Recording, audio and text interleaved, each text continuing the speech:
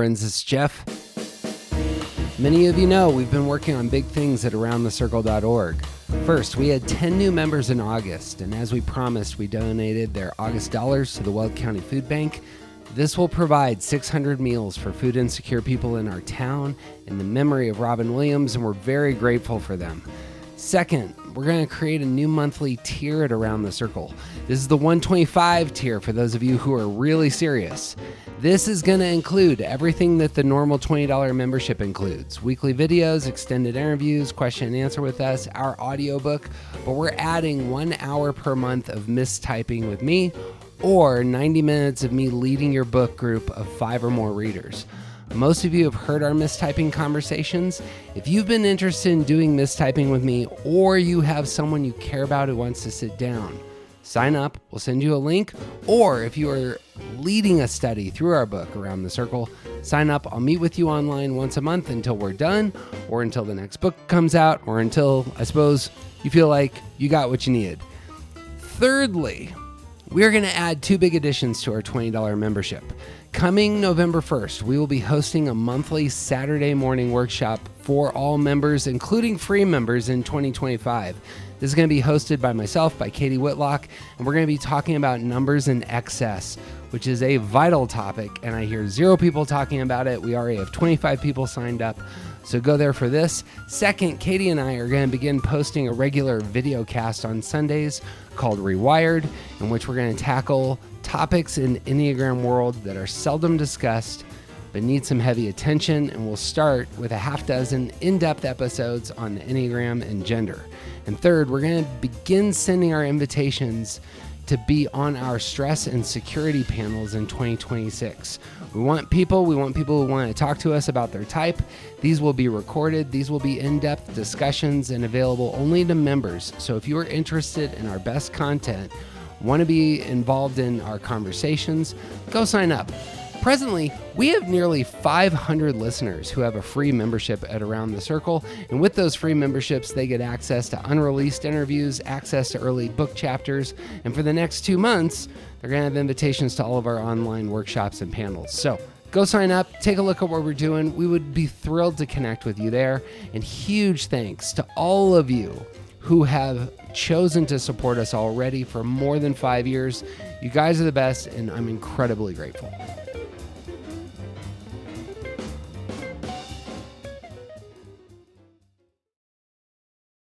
I'm Jeff Cook. And I'm TJ Wilson. And this is Around the Circle. I'm walking slowly, I'm taking my time. All I could talking is starting to rhyme. I'm letting go of lonely, letting go of strife. I just can't get enough of this beautiful life. The Enneagram is a map of the human personality. It's a tool for navigating relationships. It creates language for what motivates us and helps us look at the way we look at everything else. Most importantly, the Enneagram's a mirror because sometimes you need help seeing yourself. My name is Jeff Cook. I'm a longtime professor of philosophy in Greeley, Colorado, and with me is TJ Wilson, coffee guru, lover of theology, and Enneagram ninja. Hello. We are with the singular Katie Whitlock today again. Hooray. Yay. And we have an enormous announcement for at the end of the podcast, and we'll demonstrate why we're having this very conversation that we are about generations. So stick around. Here's some of the fun stuff that we're going to be doing in the future. But to get into this final episode of generations, we're talking Gen Z. This the last generation that matters. Yeah. I have 2 polars for nephews, and a nephew and a niece. They're Sure. amazing, by the way. Oh, right. I have a daughter.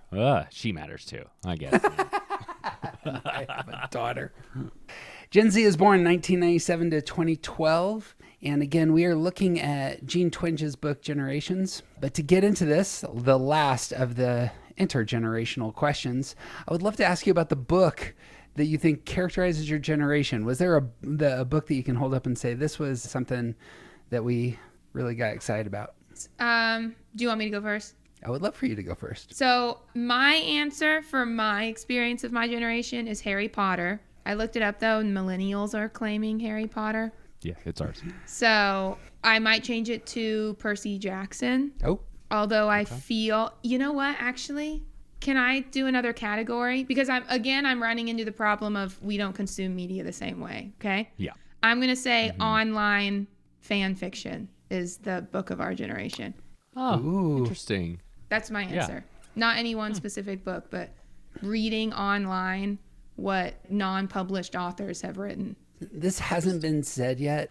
It was shocking to me how little my kids wanted to consume media and how much they wanted to be active and engaging and in control and manipulating it. And that's fan fiction. Because I get to take this sandbox and I get to play with it how I want because that's my interaction with the screen. Yeah. It's literally what Minecraft is, right? You get to bring chickens to the movies and throw them at the screen, even when it's just a screen. You're still being interactive. The 3 boys in my life, my fiance and our 2 friends, they're all in the throes of another Minecraft addiction right now, as we speak. I think one of them is playing as we speak. He just sent a picture of it. So if we're doing video games, Minecraft. Define addiction for us on this front. Like what would characterize a Minecraft addiction? Like every day after work, they're all texting each other. They're like, are you getting on? Are you getting on the server? Mostly I'm joking, But only kind of. but only kind of. I really don't mind. So the joke amongst the women folk is how much we care. I think I'm the girlfriend that cares the least because I also like video games, so I don't really mind. Because you're the cool one. Because I'm the cool one, you know? Just not a nag. I'm just kidding if the other 2 are listening to this right now. But I think they would spend a lot of their time on it if it was completely up to them. So maybe the answer for Gen Z of what's your favorite book is Minecraft. Yeah, maybe. Yeah. Minecraft fan fiction. So I want to list 3 books. Start with Goosebumps, because that set the stage for what Love. would come later. And then Harry Potter was hugely transformational in many of our adolescent years. And then I also want to add in the Da Vinci Code for us older millennials, because I also feel like that represents a significant moment in literature of like a big book claim. that changed things in a way. Or I don't know. It just feels like the Da Vinci Code is a moment in What time. was the for moment? me. What did it change? Like it just all of a sudden there were so many people talking about a book that wasn't written for young adults. And this hadn't really ever happened in my life that I can remember.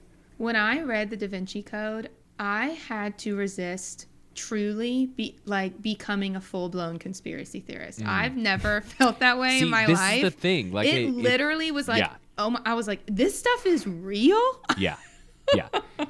For many, many years, you had like conspiracy theorists and then normal people. Yeah. And then for a little while, that Venn diagram Yeah. overlapped significantly with people who read the Da Vinci Right. Code. Yeah. I was like, I want to believe in this stuff. This is cool. Right. Right. And then you see him interviewed and asked about which part of his books are fiction, and you're Yeah. like, oh, no, he's crazy. Oh, yeah. Oh, Right. okay. Yeah. Okay. Yeah. Never Got mind. it. Yeah. Yeah. The answer for me is going to be it. My generation is characterized by going through the first half of the Stephen King canon in middle school. And this is our 30-year-oldness, as has been said before, that we just got really into our self-actualization came around Stephen King's prophetic voice, realistic voice. Here are the terrors of the world that you need to be aware of. But in it, in particular, it's about very different people coming together as a single found family. And I think that's this consistently is coming up in my language in terms of Breakfast Club and the rest, in terms of how my generation worked. Although Harry Potter has a strong element of that. Swinging back to the Gen Z, what struck me going through the chapter by Twinge is that I don't know that a lot of older Americans could actually tell you 5 facts about Gen Z. Yeah. They can tell you all their opinions about millennials, Right. and oftentimes their opinions about Gen Z are characterized as, here's my opinion about millennials, which, what was it? There was one part of the book where it was saying like older Americans, especially cable news, were looking at those going on spring break during 2020, during COVID crisis, and saying those darn millennials. And of course, none of the people on the beaches are millennials. It's all a younger generation. As was said, the millennials were already at home with kids trying to figure out how to get from here to there during a global catastrophe. When it comes to this generation, to your generation, Katie, what comes to mind first when you're thinking about Gen Z? Smartphones and everything that came with them. For good or ill. For good or ill. Living your life firstly on the internet and then in real life is what I think of when I think about people my age. I've seen countless memes recently, or videos. They're videos of kids being kids in the 1980s, and the commentator has to say something like, and not a phone in sight, or something Right. of that Yeah. nature. Yeah. I don't know what to think about those, but I imagine those feel insulting. You know what, actually? Okay, so everything I'm going to say today is going to be filtered through. I am going through a period in my life right now where I just think we should all get rid of our phones completely. Like none of us should own any type of smartphone ever. So you are going to hear that in me, in what I say today. But actually, Probably for good reasons. I don't think that's insulting, because I think most, like, Gen Z people know that the phones are bad for us. We know. Like, we don't, I think, feel the need to defend the iPhone. Like, we get it. I think almost better than anyone else how much it can, like, destroy your perception of what real life is. So what I feel when I look at stuff like that is like this very deep sense of like longing for, like, I've never known that. You know what I mean? I mean, maybe when I was like 6, but past that, I've never known a time where you got to be 12 and just being outside building a fort. You know what I mean? Because there's nothing else to do. So I feel sad when I look at stuff like that. I'm like, oh, I bet that was fun. When did you get your first phone? I got my first phone. I'm standing outside of my elementary school, so I think I was in 6th grade. But it was not a smartphone. It was a something. It didn't have, you didn't have to hit the buttons 3 times to type T, but it was not a smartphone. And it was you're going off to school, you're walking to school by yourself. This is so that you can call us if something happens, right? I think I probably got my first smartphone maybe like 2 years later. I bet 7th grade was my last year without a smartphone. I think I had one maybe for 8th grade. But I very specifically remember, we also moved. So we moved in 2009, and by 2012, so one of her big points in this book was 2012 was a very defining year, because that was the year where smartphone ownership tipped over 50%. So more people owned a smartphone than people who didn't, right? I do very specifically remember being like 12, 13, 14 and hearing people start to talk about Instagram, and my friends would have Instagram. I was a little bit of a late adopter because I was like not a cool kid. But I would start to hear my friends talking about all this stuff right at the time that puberty was hitting and all this stuff as well. So Good timing. yeah, or something. It was timing for sure. I don't know what part of my experience was puberty and what part of it was social media. You know what I mean? Because all of us experienced both of those things at the same time. But I also think that's like a really good way to remind us that, like, whatever changes are happening within Gen Z, like, this is the first generation ever that doesn't know the difference between social media and puberty. Yeah. Like, this has never happened before. Right. So Right. things are going to be different. Right. And she brings that up in the book. 2 quotes that hit me to set the conversation in mind for those who are unfamiliar with this generation. She writes, Gen Z was less likely to use words like class, status, nation, religious, or spiritual, and more likely to use words like stressful, relatable, gender, free, true, honest, fake, cancel, ghost, block, and fam. I thought that was a great window Yeah. into the perspective lens of this generation. The other incredibly important, and I found this chapter very depressing to read. Yeah, me too. Is this, she says at one point, every indicator of mental health and psychological well-being has become more negative among teens and young adults since 2012. And I think a lot of older generations want to say the culpability for that falls on Generation Z, and they would be incredibly wrong to think so. We handed this generation a world, and if we were born into that world, we would have reacted identically to how they did. Right. And what was produced was anxiety, depression, and some real obstacles that this generation's probably going to be wrestling with for their entire lives. Yeah. That's what makes me mad about that picture of kids in the 80s just hanging out on cars, no cell phones in sight, is that those are the kids that made the cell phones and gave them to the Gen Zers in the first place. Right. I was 10. I didn't invent that. Seriously. I didn't invent this phone. Yeah. I think one of the biggest things that has struck me as we're having all of these conversations is it's the same human psyche just responding to the pressures of the generation. Mm-hmm. Like, you aren't this way because you are inherently this way. You are this way because you had like a blank human mind and your generation impressed itself upon it. So if you were my age, you'd probably feel this way. If I was your age, I'd probably feel like you know? Mm. Obviously with some changes, but we're really more similar than we are different. A primary for me, and this goes for all generations, is that character needs to keep pace with technology.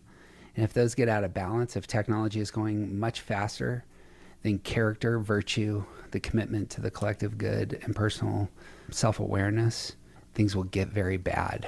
And we see that throughout the 20th century, in which more human beings killed other human beings than all previous centuries combined. And we see it in the 21st century in a very different way, is we don't know how to wrestle collectively with Pandora's box of technology. Mm. And we're going to see increasingly what casualties look like here.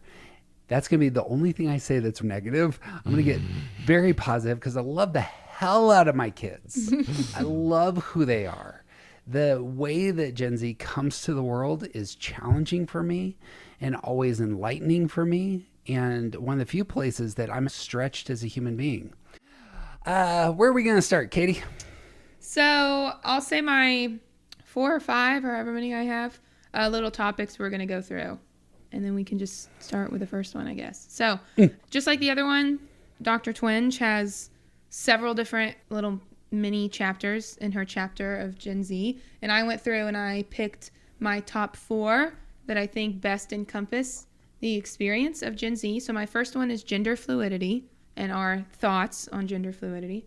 The second one is delayed adulthood, which we actually have talked about in all 3 of these shows. So I wanted to talk about that again as well. My next one is restricting speech, but I'm going to tie like how we think about racial tensions. I'm going to talk about the whole political thing going on in Gen Z. And then the last one is, and I think the biggest one, is more online communication and how that has fundamentally changed how Gen Z interacts with the world. You know, that list sounds an awful lot like my list from last week. Doesn't it? Just want to point out that it kind of seems like you're just taking what we did and continuing it. Well, it's fine. Sorry for standing on the shoulders, you know. We'll talk about this when we get to the restricting speech stuff, because I'm going to tie in like the pessimism and things, because we're also very marked by pessimism and stuff like that, right? So in the millennial gallows humor, that kind of thing. I love that term. Like absurdist, I think I've also seen with Gen Z, just like absurdist humor that does not make sense at all. But we talked about the pervasive perception of poverty with millennials. Mm-hmm. And she does not say this in the book, but what I would say for Gen Z is just the pervasive perception that like everything is the worst it's ever been. Yeah. Which she does make one point where like Gen Z talks about that and other generations are like, I survived a war, or like I literally graduated into a recession, or like there have been other things that have kind of objectively been worse. But I do think Gen Z kind of as a whole is like, this is the worst it's ever been. This is the worst everything's ever been, right? Best experience I had this year was going to breakfast with my 2 kids and my wife's father, in which he said just a couple things about his upbringing. Aside from having an abusive mom, he grew up in a house with a dirt floor. And when he was 18, he put a goal in his wallet. And the goal was to have a house with heat and to be able to afford butter. Right. I was thrilled to hear that for my own heart. And I was thrilled for my kids to hear that for their sense of self. Yeah. Now, And they it's said, still good Lord, how old is he? Archaic. that would be 80. That's not to minimize the problems, because all problems are psychological in nature. How you interpret the world around you is what gives you the ability to create a value judgment, which is this is a problem versus this is not a problem. Katie, the scientist, will verify that this is not data. This is simply how you assess things. Yeah. But problems that we perceive and internalize are still problems and worth naming. As I come to this generation, I think that's going to come out more and more in my language. All right. Let's do with gender fluidity, since we're standing on the shoulders of millennials. Yay. I think there's something very different here about gender fluidity. Yeah. That is not necessarily a millennial topic, but certainly the flexibility of sexual identity in terms of how it's expressed in relationships. Yeah. But here it pivots, it seems to me, towards an inward move of one's own sense of self and mental understanding. Yeah. Yeah. So I'm going to use my science degree for a minute. I'm going to tell a story about a class I had during the getting of my science degree. So I basically majored in genetics and evolution. It was biology, but that was my focus. So I was in a genetics class one time, and we had someone come in from the local med school, and she was a geneticist, and I don't know, her lecture was on gender. I don't know if that was her focus or whatever, I don't remember. But her point was that to the medical community, this was not new, gender and sex being different. She's like, we've been talking about that forever because that is a fact. Like, gender and sex are different. And my point I want to make from that is, at least my experience of this, it's not like our opinion is different. I think what Gen Z is doing is that just for the first time, like, we're saying, no, that is a fact. That's not something you get to argue. Just the fact that your gender can be different from your sex, that is not something that's up for debate anymore. Like, we have the science to back it up that is true. Mm-hmm. And so I think that being like the base of how you come to these things changes your thoughts on this, right? So if gender is a social construct, and that's not my opinion, that's the fact of what gender is, then you get to play with it, right? Right. May I define something real quick? Yeah. For those who don't know? Yeah. It strikes me that, and this is me trying desperately to catch up with the conversation myself, because this is not indigenous language for me, as it were. Fair. Biology is about sex. When you use the terms male, you're referring to a biological organism that has certain body parts. And when you use the word female, you're referring to a biological organism that has certain body parts.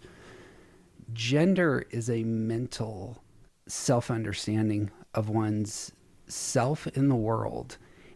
Being a man, being a woman are not tied to the physical body parts because they are identifying mental ideas. And so if I say I'm a man, I'm affirming a mental idea. These are simply saying there's a difference between one's mental self-understanding and one's physical body. That can't be denied. Right. It just is the case that your mental self-understanding and your physical body are different. Right. And making them two distinct categories matters. And many of us who are older generations have had a real difficulty catching up with that idea. That's a great point. So we have done experiments like on mice. Like, a mouse can have a certain set of chromosomes, but we can introduce chemicals while they're in the womb, And that affects, like, you know, whatever a mouse's gender expression, whatever that would look like, that affects how they act later. And we know that that happens in humans. Like some women, when they are pregnant, they just have kind of this different set of chemicals happening in the womb. But more than just your chromosomes have an effect on your gender expression. There are two different things because we have to be able to talk about the difference between what do your chromosomes say and how do you experience your life, right? Yep. Those are two separate things, so we need two separate terms. I don't think Gen Z feels like arguing whether or not your gender has to be the same as your sex is even worth arguing. Like, that's what's new. That's the generational thing, right? We're past that. I'm still catching. So you'll hear it in our language. I'm still trying to catch up, and that's why I'm like over explaining this. Is because I think that's great. I am not in this, just not in this world. I can speak from personal experience on a handful of fronts of just how this has been something that has been really difficult for me to get my mind and heart around. Yeah, and I think this is like a big continuation from like we've been watching the individualism build and build and build, and like my entire generation was told you can be whatever you want to be so long as you set your mind to it. Like you can have the things that you want so long as you work hard enough for it. And like the next step logically makes sense that we move into a generation that just fundamentally believes that your gender is not necessarily tied to your biological sex. Right. To get back to the gender part for the generation specifically, I think once we've settled that, right, that gender and sex are different, and now we're talking about gender is what society defines it as. That's what people mean when they say gender is a social construct. It means that what a woman is defined by the society, which we have seen over the years anyways. A 1960s woman and what is expected of her is fundamentally different than a 2025 woman and what is expected of her. People from maybe the 40s, 50s, 60s, especially the more conservative, would look at women now and like say that they don't even count, like on some level, right? If we're going towards that, if gender is whatever society defines it as, that means we can define it to be something different.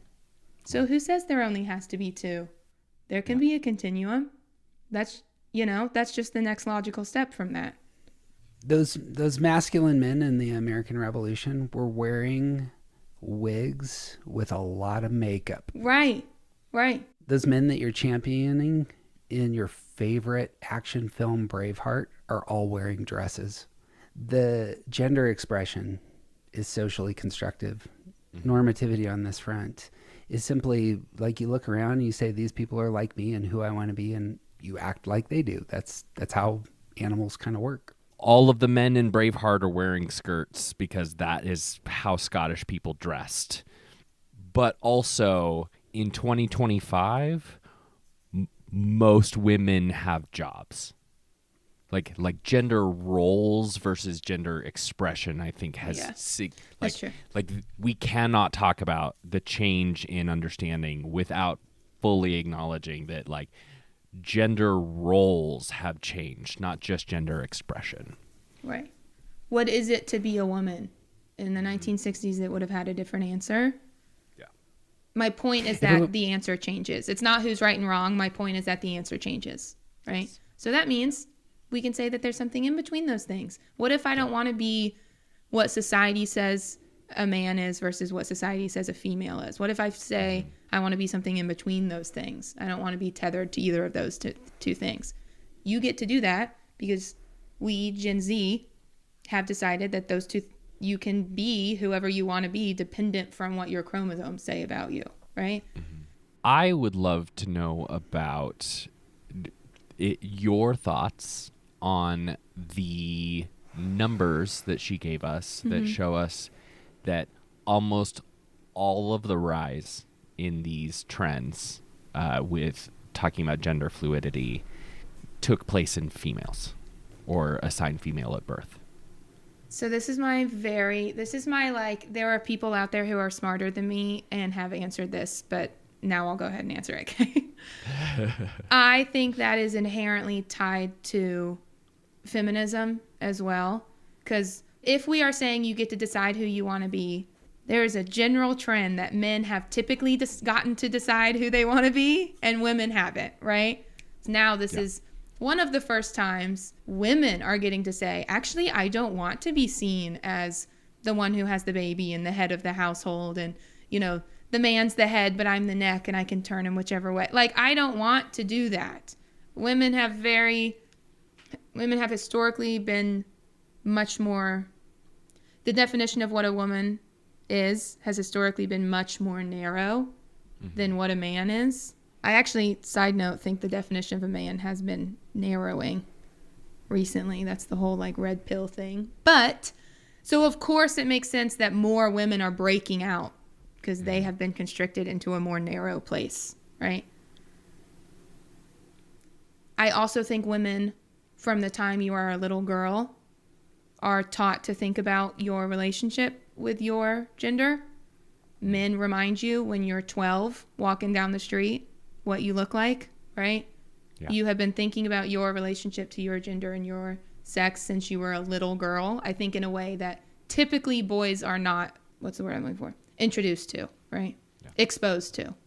And the proliferation of social media encourages the objectification of women, right? Which, given a generation that knows how harmful that objectification is and sees an off-ramp, yeah, why wouldn't they take that off-ramp? Exactly. I don't want to be seen as that, right? Yeah. I don't, that feels a little like I'm just saying people who were born female at birth and are now non-binary just like, well, I just don't want to be a woman, so I'm going to be this other thing. Mm-hmm. And I don't want to suggest that it's like just that easy, right? Obviously, this is very complicated. It's past the scope of this podcast, but that's my very broad brush answer to that question.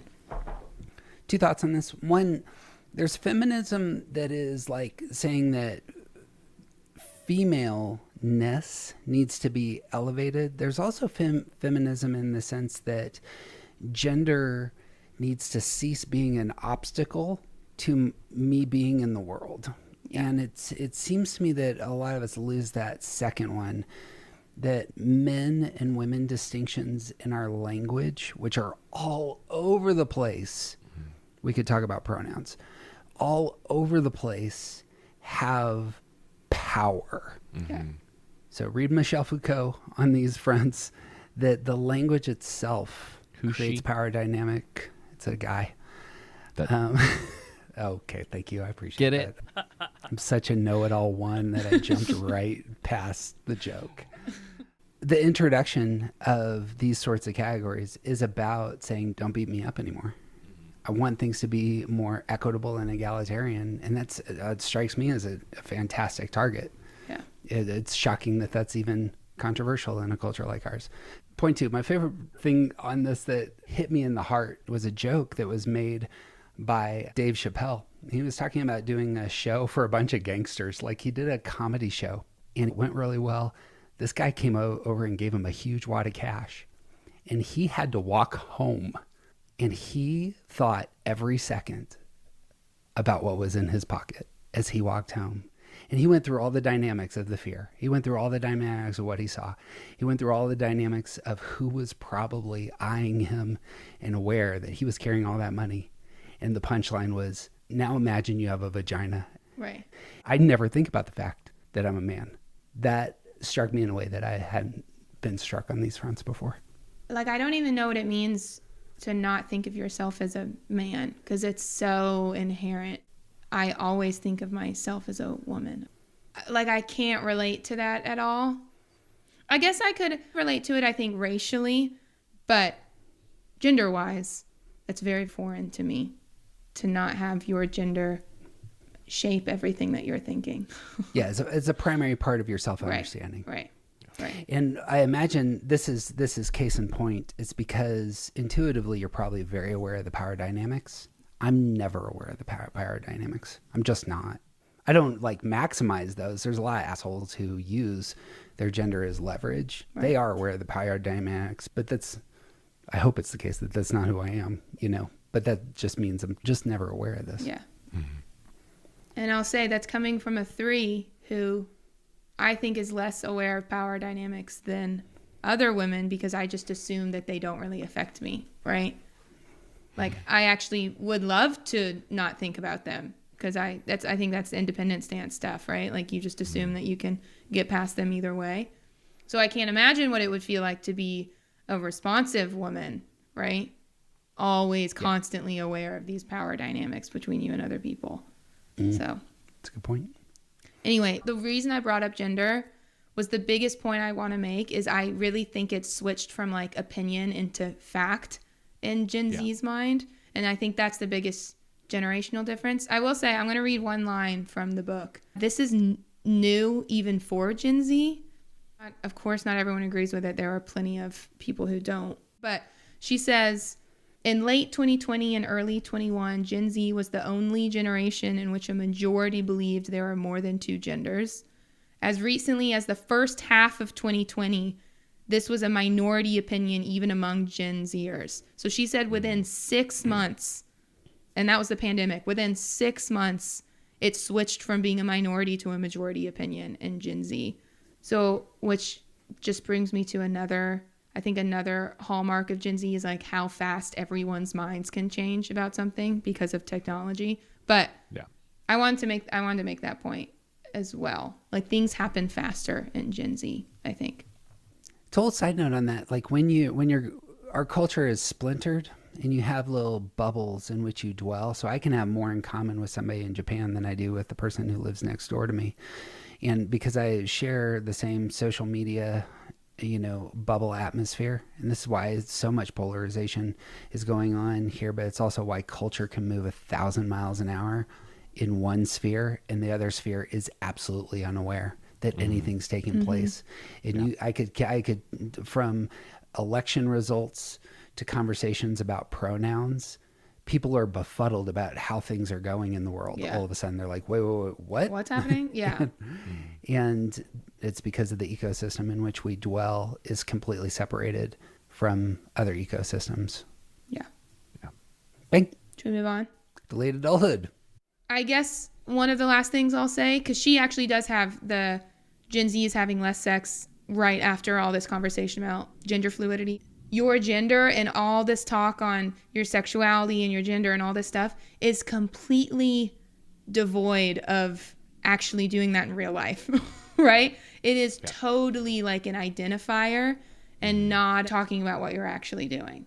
It's one of the problems that I think older generations have. Older generations are used to having, as has been said, just a high amount of engaging the world sexually in their past experience. And so they come with that framework of, well, of course, if somebody wants to be transgender and enter my bathroom, then of course it's about copulation at some level, or even more sinister. And the hilarious thing is Gen Z has divorced those two categories. The joke being something like, I don't know what you do in the bathroom, but I'm generally not there to hit on people. I'm going to the bathroom. Yeah, exactly. But that's part of delayed adulthood, Yes. Which is not just about having sex, but it's about all sorts of other things. It's about everything. So she opens up her growing up slowly chapter with this line. She goes, when asked why he didn't get his driver's license right away, 19-year-old Juan told me because my parents didn't push me to get my license. If you're a Gen Xer or Boomer, you probably need to read that sentence twice to comprehend it. It's true. And I grew up with some people. I was born 98. So I'm on the older side of Gen Z. But I was starting to see that in high school. I certainly had some friends who didn't get their license. But it was still a little like, why would you not want to get your license? But it is certainly more of a thing now. I don't know what I want to say about this category. I got tons to say about this as a father of 2 kids. Pushing to get their license was a thing. Part of that is like, I want you to get your license so I don't have to drive you across town to your school. But my kids have been told since the beginning that the polar ice caps are melting and the automobiles are the devil that's here to destroy us. Why would you want to get a driver's license? And everything that they need is online. Is that why they don't want to get a driver's license? It's a whole host of things, I think. It's not wanting to be part of a society that requires an automobile and wanting to change things. My youngest kid is going to school in order to change the dynamics of cities to eliminate cars.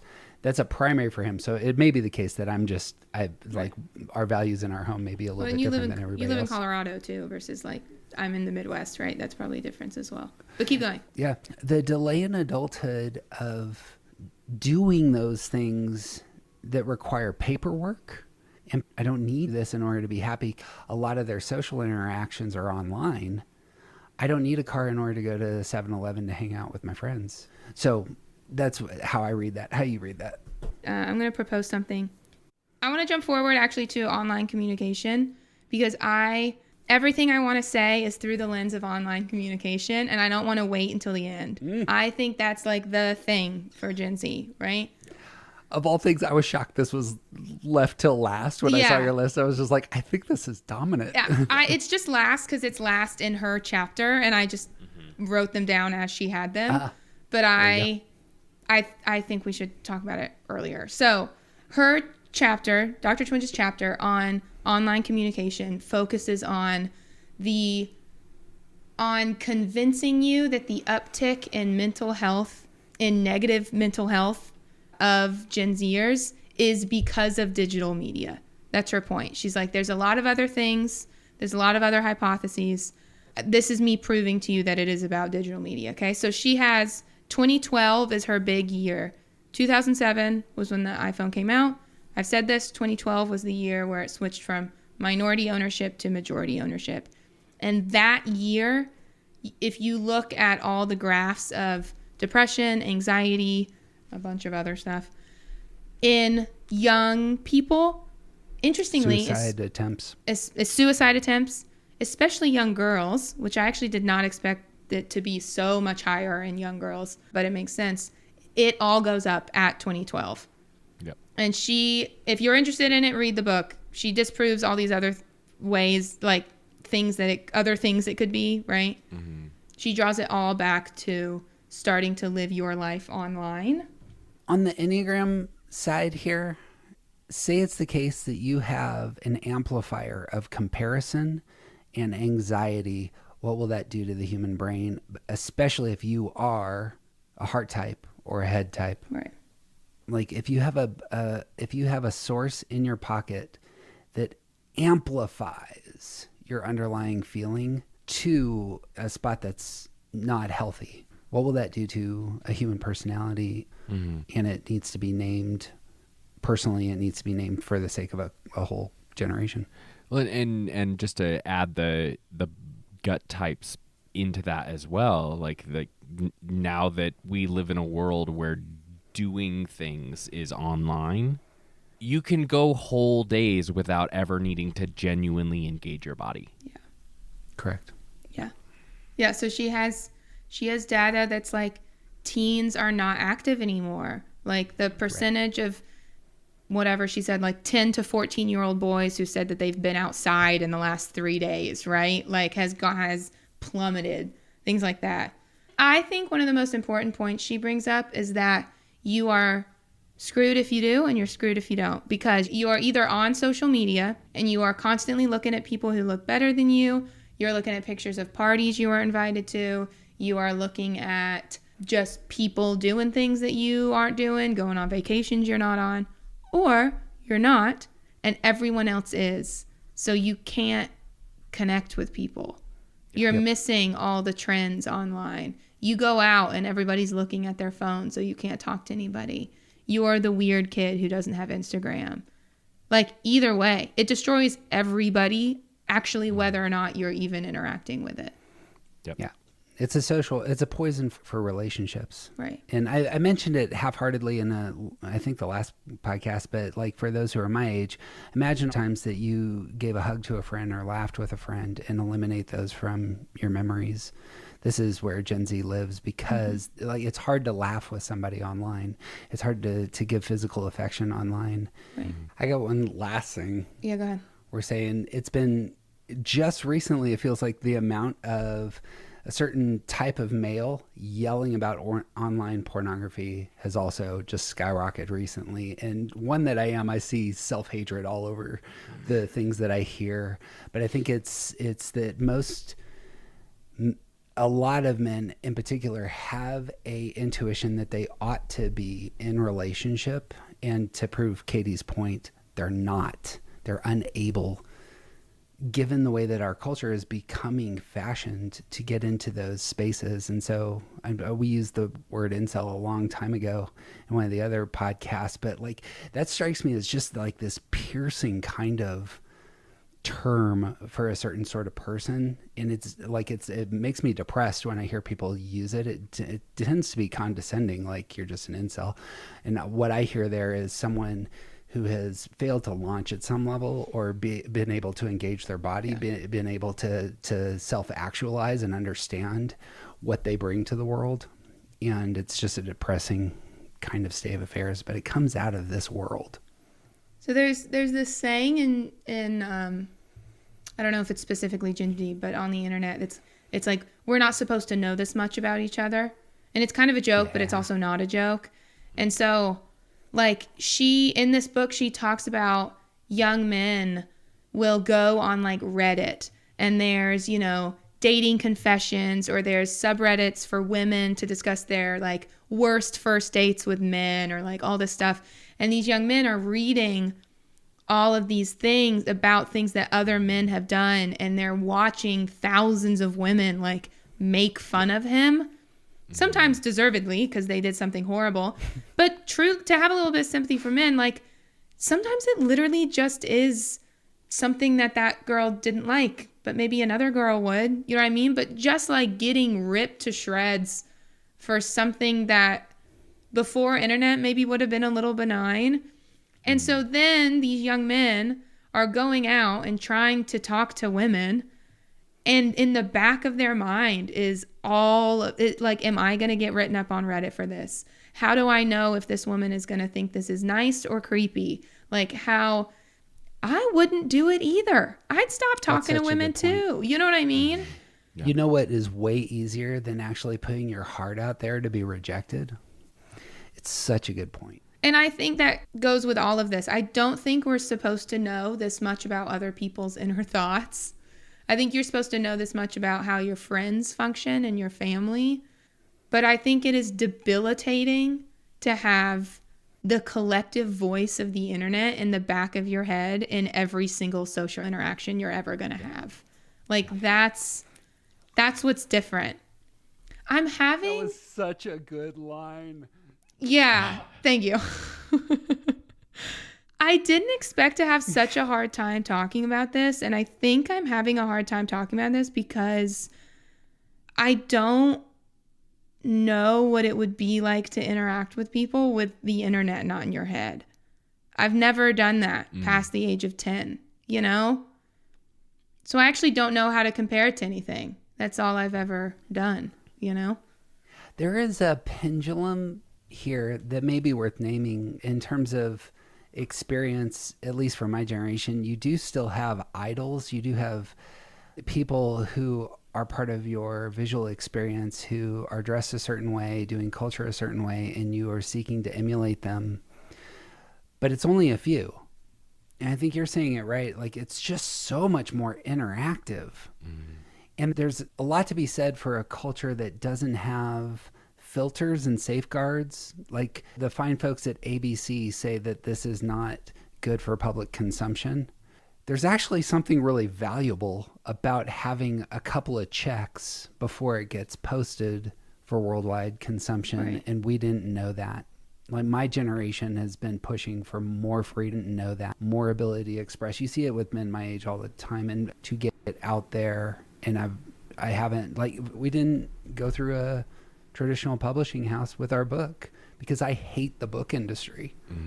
But there are a couple of things that they bring that's real value, but especially when it comes to media, TV and movie in particular, that could be incredibly valuable. Yeah. Well, and like even with significant real world implications, like when I was a child, you didn't swear in public, and people who did weren't really like nice people. Like, it should be an amount of code switching in public spaces when I was young, and now there's a truck in my neighborhood who has a big old thing on the back of its window that says "I eat ass."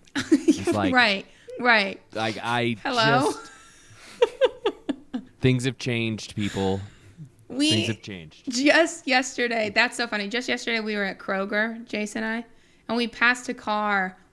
We had this exact conversation. We passed a car, and there were multiple stickers of anime women, very scantily dressed, right? Yeah. And I was like, have we lost the ability? Like, we live in a society with children. Is that just like okay now that we get to just like put stickers like that up on our car? That's crazy. Yep. And that makes me, at the time I was like, that makes me feel like a boomer. But like, that's crazy that we are doing that now. But Kids these days. I'm gonna connect this to a Gen Z thing that I don't think explicitly talks about in this book, but I have heard a lot of people my age talk about. So there's this thing, I think especially women my age.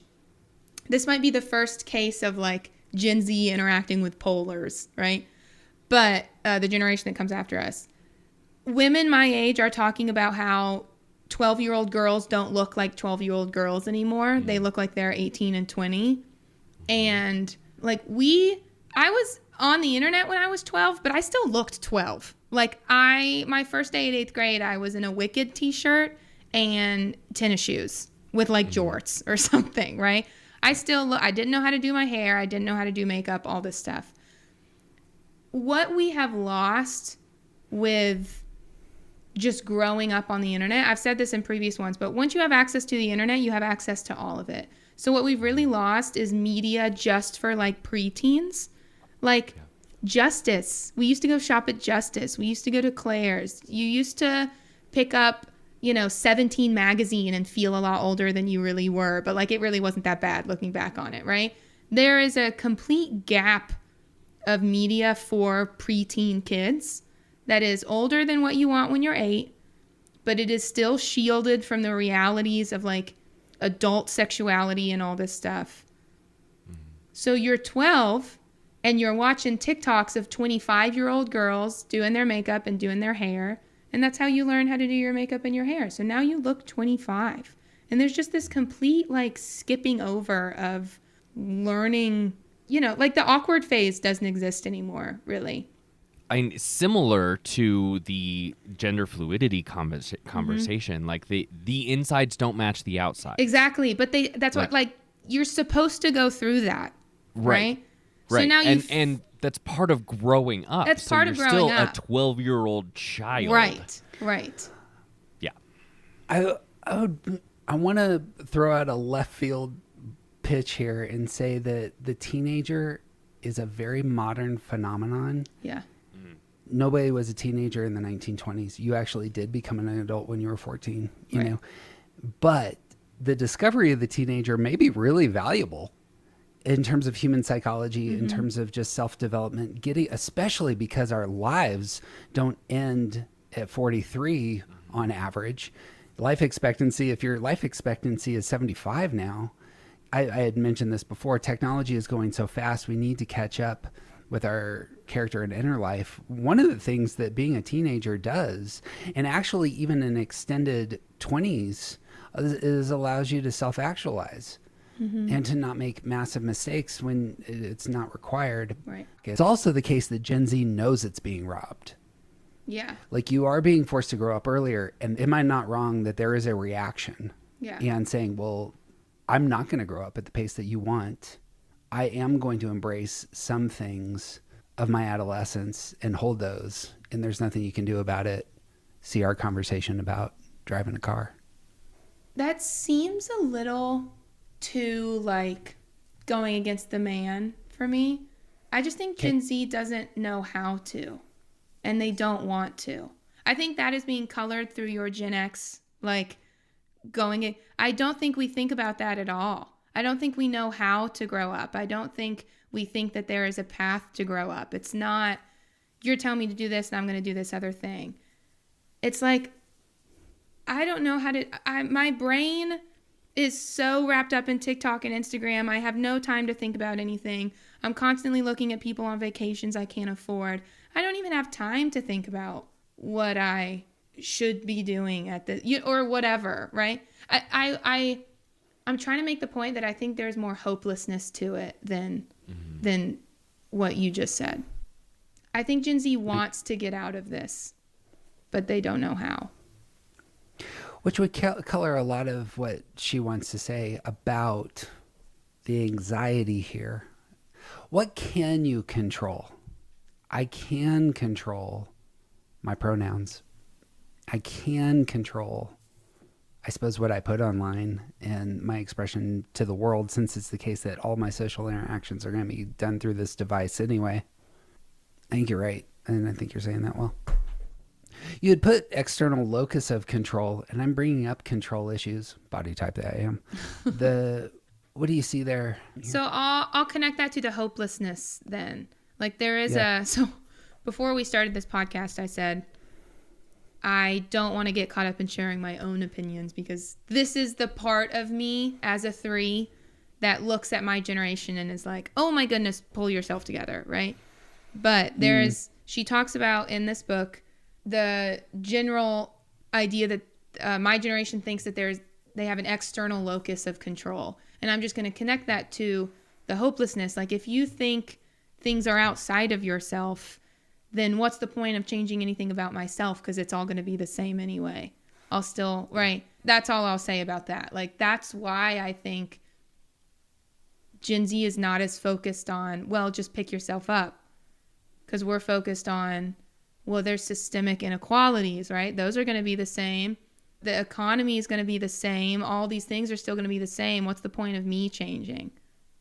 That feels, so I'm curious how that strikes all the generations, because that feels like what's being sold, especially in the political sphere, is you're not the one in control. You get mad. You need to get mad at the people who are. I mean, which works so well for every time that we've done that, right? It does. I mean, we got rid of racism when we when we elected a black president. Hired a black president. I think that we're interpreting it different. I suppose, as has been said, I actually am the target of that sort of propaganda, and I do get mad. Whereas the reaction that I'm hearing you say it in terms of your generation is its resignation. Yeah. I think I'm going to say something and then I want to hear what TJ has to say because he's been nodding in the background for like 5 minutes. I think we can draw a direct line. Gen X got angry. Millennial got a little, what word would you use? Like we talked about, you saw it didn't work, and then millennials got what? Sarcastic. And I think Gen Z is resigned. Yeah. And so where do you go from there? I think that like more awareness, like technology and online communication, like more awareness, more discussion through Gen X, and like boomers and Gen X want to make the world better for their kids. We assume that previous generations wanted this as well, but part of what they did is tell us and that you can be anything you want to be. And then like we grew up into a space where we sort of felt like we were sold a lie. And because information is so much more readily available, like it's easier to have conversations about privilege because you can point to it more cleanly.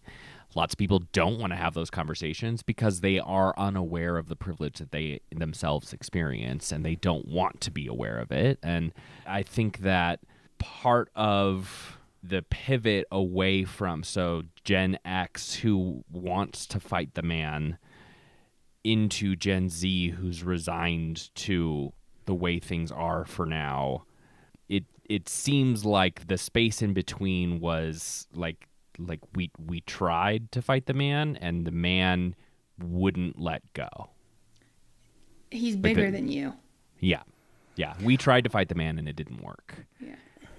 I said this in Gen X. Sometimes they thought they were fighting the man, and what they were really doing was cutting their legs out from under them.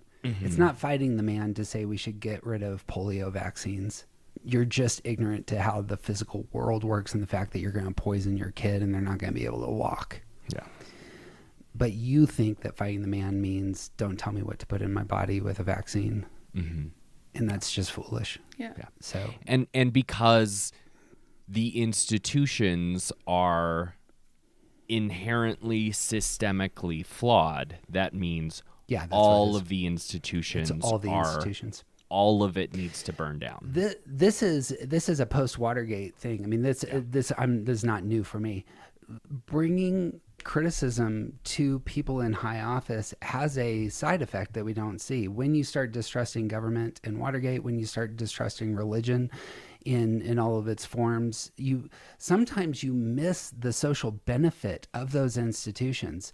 The media, when you demonize the media, you kill the media, but you lose something that's incredibly valuable, which is public, highly critical fact collecting. And if you lose facts, you cannot have a democracy.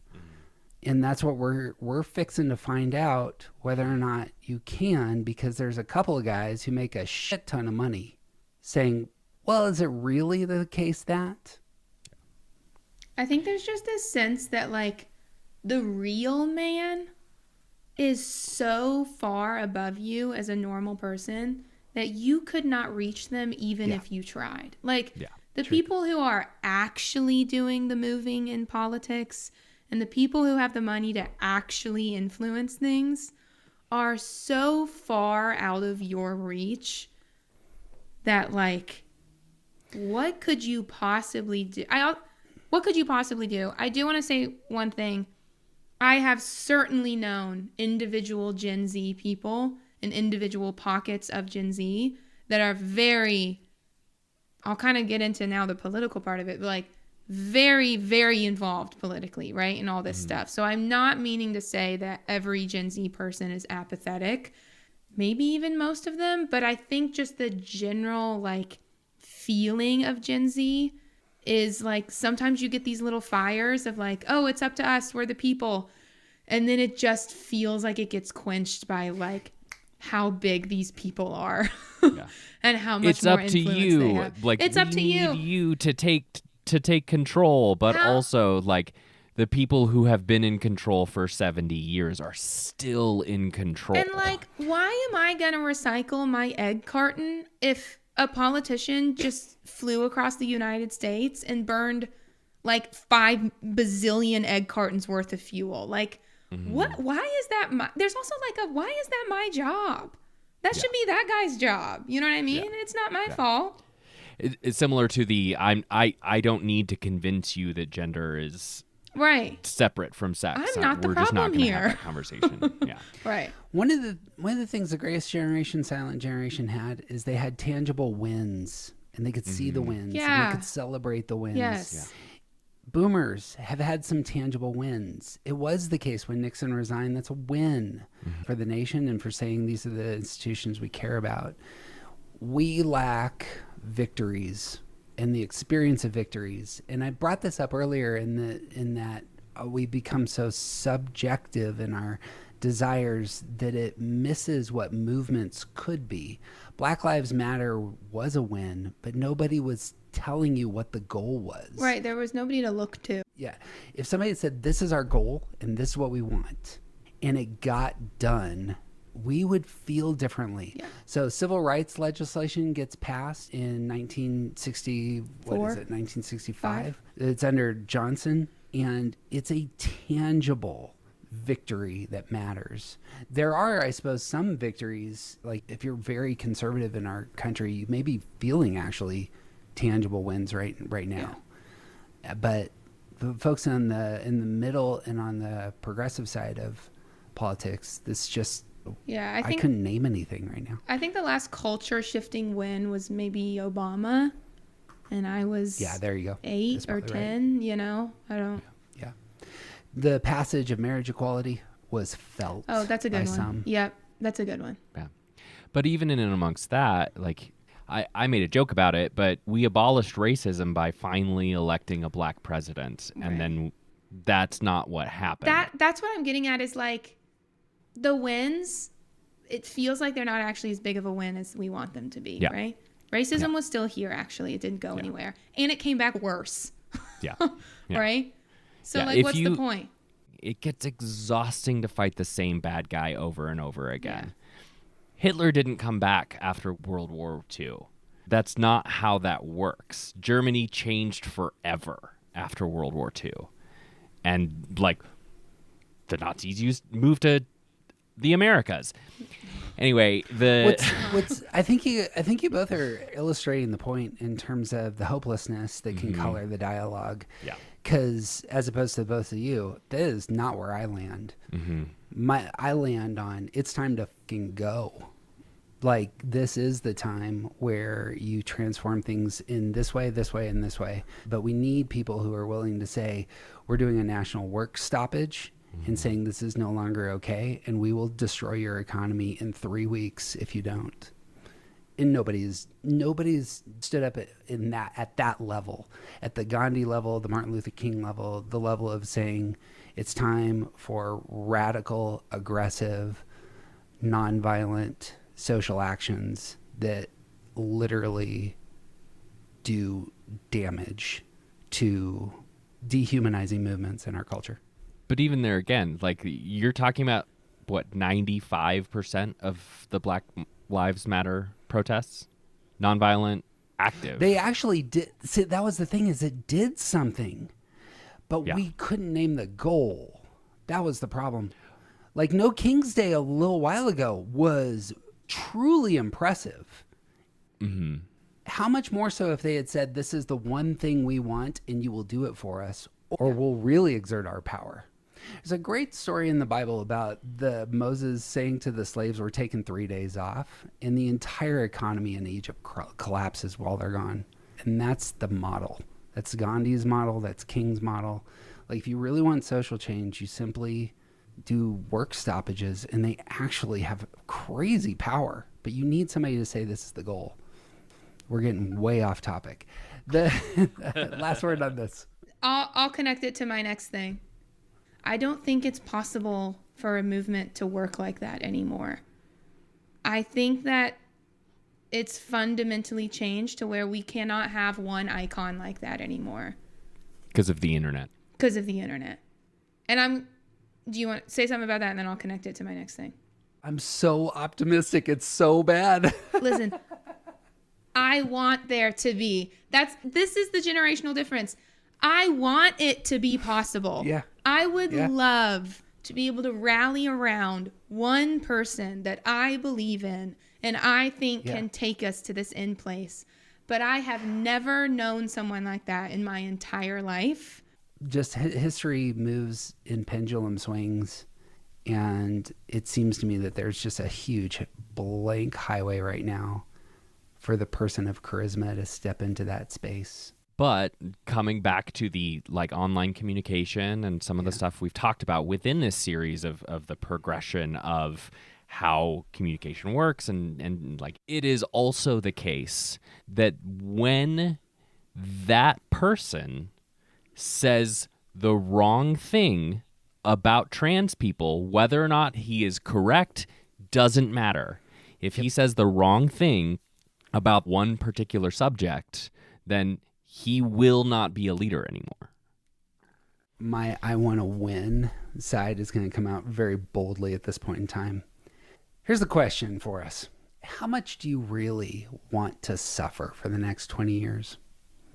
Let me paint a picture of how badly things can go. And if you think I'm wrong, you weren't paying attention. Let me paint for you how badly things can go if you are picky on every possible checkmarkable thing before you say, look, we need to collectively come together despite differences and do something restorative to the land and the values that we have.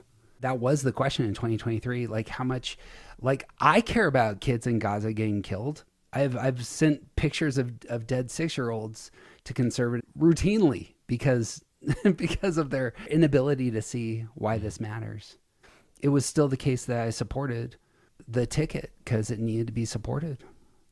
I don't get it. I don't get the inability to rally behind the best option. So maybe that would be for both of you. Like, what is it?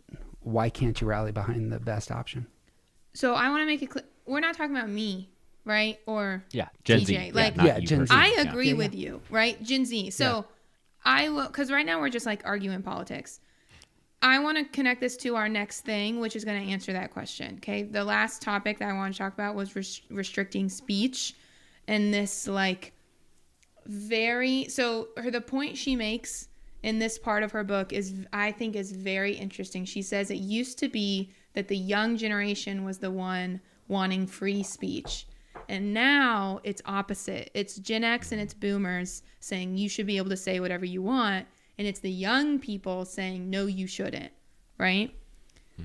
And Gen Z have grown up on college campuses where if you can dig up something 5 years ago, you have a speaker coming on a campus. And if some student on that campus somewhere digs up something that person said 5 years ago that is kind of unpopular or maybe straight up racist or sexist or whatever, that can get that person kicked off. Even if maybe that person was not meant to talk about that subject, maybe they have changed and they're talking about this new thing.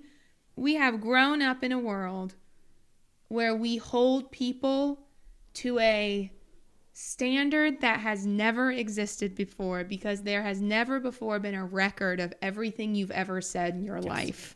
Yeah. And I think it's unfair. I think it's ruining us. I think it's ruining, since we're talking politics, I think it's ruining the Democratic Party. I think it's horrible. I think it's good in some things because, whatever. I won't get into that. But I'm just saying that's why. That's why. Yeah. Right? It's good in some things is exactly right. We lack moderation here. We lack moderation. Yes. One camp can say, I like prisoners of war who weren't captured. And everybody says, doesn't matter what you said. And another side says it's the only thing that matters. The point I think TJ and I are trying to make is we're not talking about whether or not that's good. We're just talking about the fact that that's a trend in Gen Z. Yeah. No, that's a trend. Yeah. The other thing I'll connect to this is there is a very clear sense when you are Gen Z, when you are progressive Gen Z. I don't think it's true for conservative people my age. But you are expected to know everything about everything, or you are at least expected to know a little bit about everything, and you are expected to care at least a little bit about everything. Do you think that? I wouldn't have said that. Talk about that, because I'm curious. In college, I had a few different experiences of people saying directly to me, hey, you didn't post this on your Instagram story. I haven't seen you post anything. That makes me think that you don't care about it, right? Or, hey, I haven't heard you talking about this. I think that means that you don't care about it, right?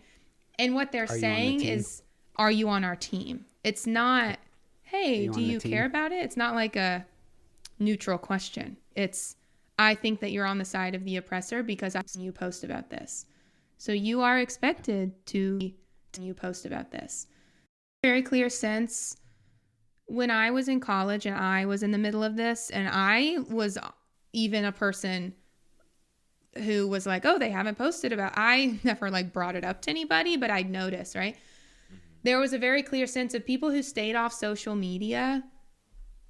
Like maybe if I thought about it, I'd think that was better. But like people who stayed off social media and therefore didn't know anything about like the protests going on or didn't know anything about this big political event that happened, there was a sense of like, oh, so you don't care about it. And therefore, oh, so you are on the other side, right? Which is incorrect. But I'm just saying that's how Gen Z politics works now. Yeah. That's just how it works. That's still, yeah. And that works going up the chain as well. That's something that I encounter as well. If you don't make a visible statement about it in some way or another, then you probably don't care, and you probably don't care because your privilege allows you to be on the other side. Right. Neutrality is the language of the oppressor or whatever, right?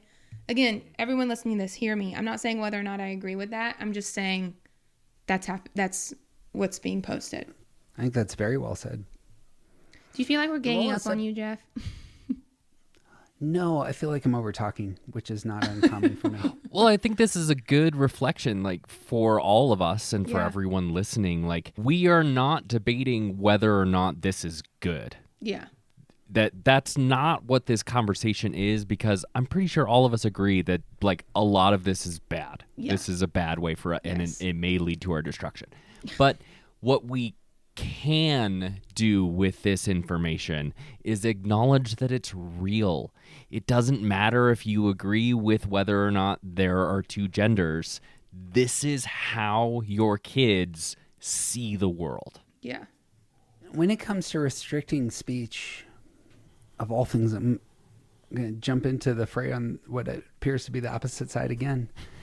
I feel like we learned that you can't invite fascists to the round table because they want to take the mic, jail everyone, and shoot you if you get a little too out of hand.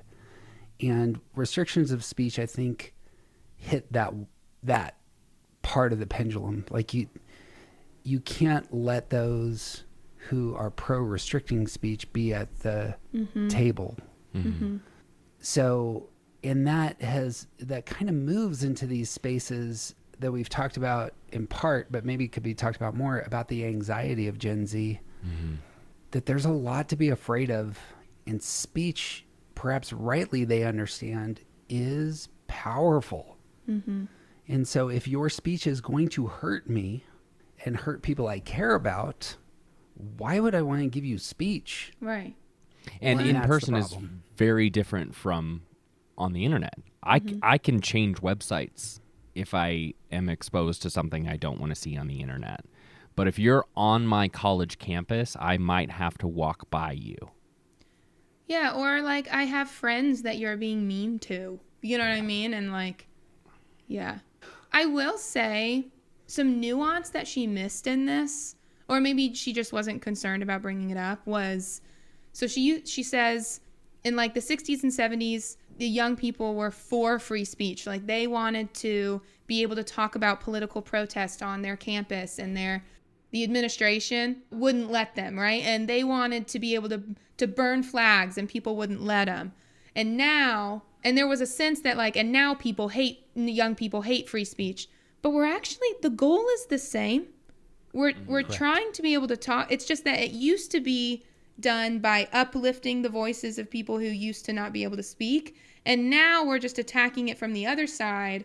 Like we have to get rid of the people who are being horrible, right?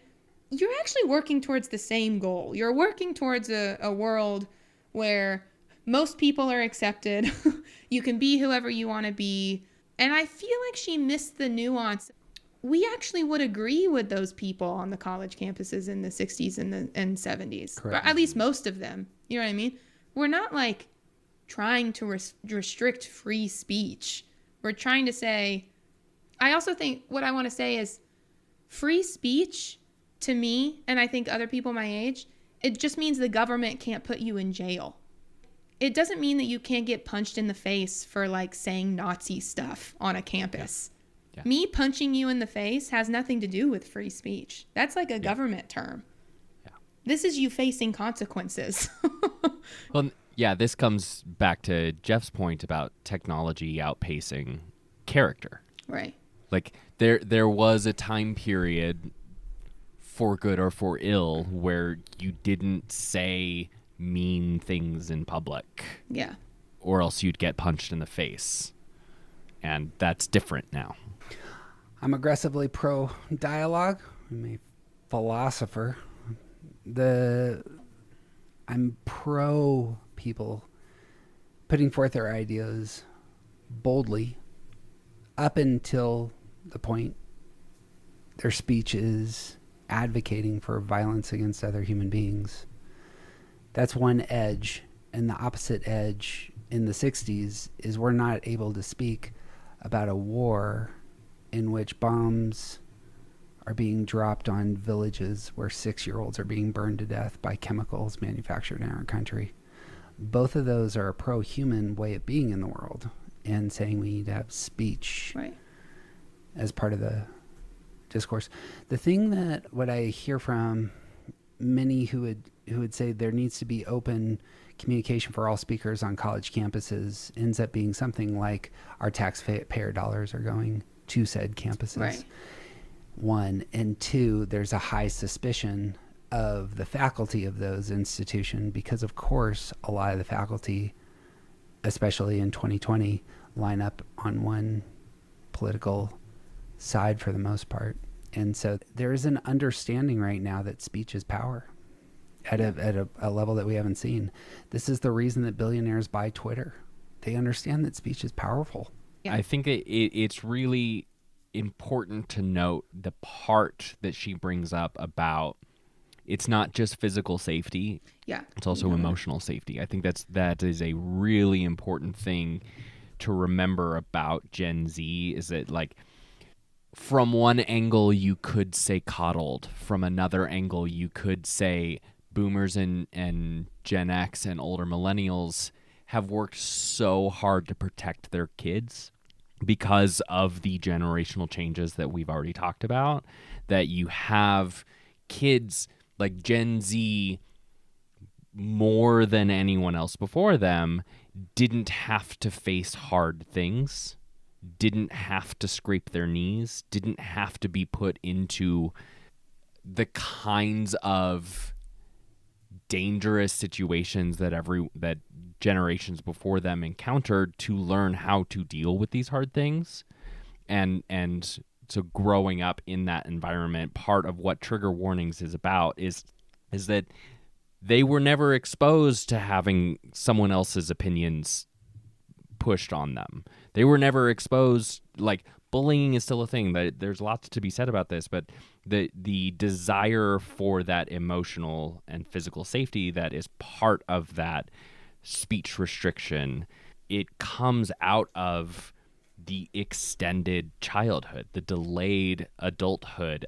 I also think this is a classic example of, like, maybe started out with with good intentions, but has blown up into something that wasn't, because I think because Gen Z is so conscious of experiences that are not theirs, one of the best things about the internet is that it introduces you to how other people have experienced life, right? Mm-hmm. When you grow up on the internet, you grow up very used to hearing about other people's experiences, right? So I think it also started as a sense of, like, how often does a white 24-year-old man came from parents who had a lot of money, how often is he made to feel truly uncomfortable in a class versus, let's say, like, an immigrant female, her family grew up so poor, how often is she made to feel uncomfortable in, like, a political class, right? Mm-hmm. So it also, I think it started also as, like, not just no one should be made to feel uncomfortable ever, but I think it started as a conversation of, like, it's not fair that some people are made to feel uncomfortable and, like, to some people it just feels like we're having a fun debate about politics, but to other people you're debating whether or not my dad should be here, you know what I mean? Or if he should, like, go live in jail because he tried to make a better life for our family, right? So I think it started as that. I think it has ballooned into nobody wants to feel uncomfortable ever. Yeah. But I think there is some small kernel of empathy and trying to make things fair for people, right? Is what I'll say about that. And here again, I think we come back to that generational divide. Like, I think that people younger than me inherently understand that idea for the most part. Yeah. People older than me may not understand that idea. Yeah. And part of that is, like, a collectivist mindset that we are all one, but it's tied to the understanding of who we are. Mm-hmm. Yes. And then we move forward through the generations and we find Gen Z, who every single person is a fluidly changeable individual. Mm-hmm. And whatever we're doing collectively is to benefit the individual and blah, blah, blah. And so I think part of the reaction against these things being taught in school is more about the parents protecting their kids than it is about the kids feeling bad. I don't want to, because Gen Z is what's happening right now, like all the political things happening in Gen Z are right now. I don't want to get into just like talking about our opinions on politics. I think it says something about how it's so difficult to separate those two things. I was really struggling before this podcast. Like, well, do I just think this, or can I say this as like a normal Gen Z thing? Like, where do I draw the line? It's really hard because everybody has so many opinions on everything Gen Z right now, right? I think that hits me. So the most depressing chapter in the book I thought was the Gen Z chapter. But part of it comes out of the fact that we've discovered our inner lives and we value our inner lives, and we can't, that's a Pandora's box that's opened, and you can't step back away from that. So I'm familiar with stories of my great grandmother losing everyone in her family in the Spanish flu. I am familiar with stories of my grandmother losing her two parents when she was 2 years old, and of my grandfather going through this Great Depression and then surrendering his 20s to going overseas so he could take pictures of Nazi bomb factories. I'm familiar with stories of my uncle going to Vietnam, and when I asked him if he ever killed anyone, saying to me, a lot of things happen in the dark. I'm familiar with what it's like to be part of a broken family and what that meant to me. And generational hurts. Millennials didn't experience any hurts, by the way. I'm just going to skip you guys. Avocado toast. Generational hurts matter. And again, problems are value judgments. And being in a home in which I have seen self-harm in my house and had to wrestle with what that means for the inner life of those in my home who are in that space. This is a place of deep empathy and hurt and desire for something good for those in Gen Z. So when it becomes your way too into your emotions, look, the world that's been handed to you has said that this is how you ought to come to your sense of self. And we need to wrestle through that in a way that is humanizing, healthy, forward-looking, in my view. I think this is my synopsis of Gen Z, okay? I don't know if everybody feels this way about their generation. Maybe they do. It feels like Gen Z is the end of the line for what we've been doing, and something has to happen now. Something Agreed. has to change, because where do you go after resignation? For Gen X, there's somewhere to go after anger, and it's sarcasm for millennials. After millennials, there's somewhere to go after sarcasm, it's resignation. But what do you do after that? So I think Gen Z is kind of the last in the line, and I don't mean that in a way that we should discard them, like it's going to be the next generation that takes over. We're going to be the first, and we're starting to be the first parents that know what it's like to be 12 and on Instagram. So we are going to be, our parents had no idea what they were doing when they put a smartphone in our hand when we were 10, Correct. right? We know. I just feel like maybe in like 15, 20 years, we could have this conversation again, and our perception of Gen Z is going to change a lot. But it feels like something, we've been talking a lot about a pendulum. Like it feels like the pendulum has swung very far in a lot of different things, and it might have to start to come back in some things. Maybe it can swing further, right? Like God, I hope not. I hope not. There are certainly things that could swing farther in, but it feels like we might be the generation of parents to start kind of bringing this tech stuff back a little bit, right? Mm-hmm. That kind of thing. It's a worthy question. Like 3 things that you would do as a parent that come to your mind. I've talked about this with my friends a lot. I would not give my children a smartphone. Mm-hmm. I would not let them have social media until probably high school. Like freshman year would be my, okay, you can maybe have a smartphone now, right? There's a big movement of like screen-free childhoods now, right? I would absolutely do that. It's harder than it sounds. I know. Well, here's the thing. I don't think there's anything wrong with like a movie, right? But like, I don't want to, this all comes with, I don't have a child. I don't know how hard it is, right? But like, I hope, I don't want to buy my child an iPad. Like, I hope I don't do that, right? It's okay to watch a movie. I watched movies, but you know, whatever. Specifically Gen Z stuff that I would do as a parent, I think it's just that. And I would also, I think my answer is different if I'm raising a girl or a boy, I think. But because I know what's on the internet, I might be able to not protect them, but like talk about it a little more. Like there is a great prevailing feeling among my generation that our parents had no idea we were on like Omegle when we were 14, talking to like grown men, like they didn't know that existed. I know that exists, right? So when my kid's on the internet, I know what's on the internet. So maybe there's some level of like monitoring that can be a little better. I don't know.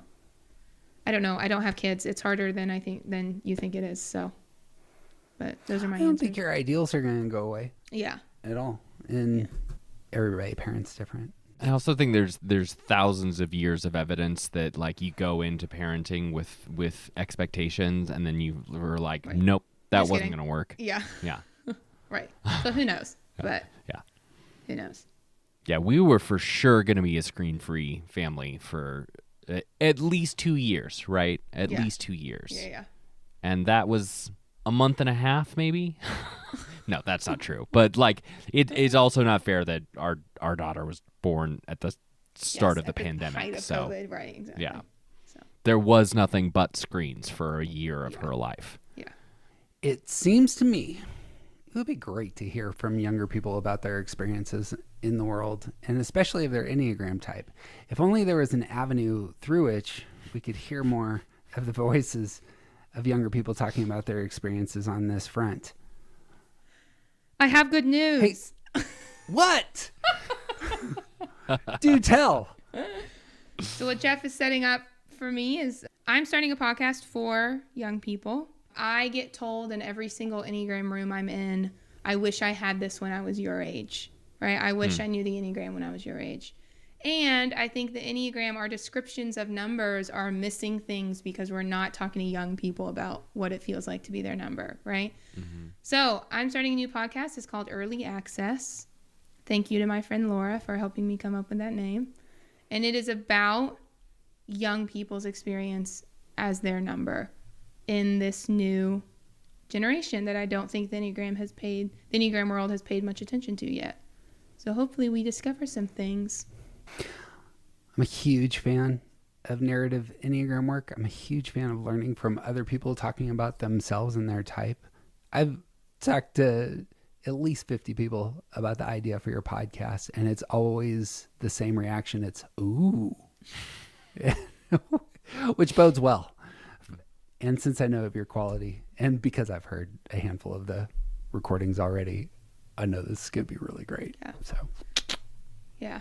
So if you are under 35 and want to talk Enneagram, let me know. Where can they find you, Katie? I'm on Ninefold Enneagram. That's my Instagram. Go find me on Instagram and send me a message. Ninefold Enneagram. The number 9, the number word 9. fold, the word Enneagram. Yep. She has a cutthroat application process, I so do. you better be awesome. Or a 6, because we need 6s. Yeah, I we do think. need 6s. Would- And we need... I need a 1. I don't have any 1s. But yeah, anyway. It'll be fun. Number 35. I picked 35. Everyone's like, 35. I picked 35 because, surprise, life is slowing down, so people are having children later.